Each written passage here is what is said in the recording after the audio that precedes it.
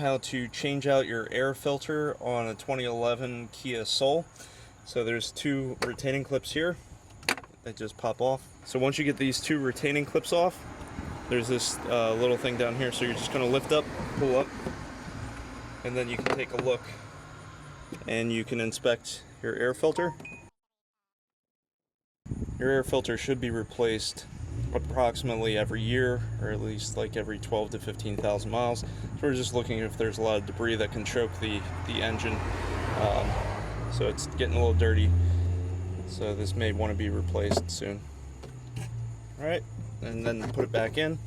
We're going to slide these two tabs in on the side here towards the engine. Once those two are in, if you come over here, there's just a little clip on each side, and then that should be secure, and then you're done. Thank you for watching. Please subscribe and have a great day.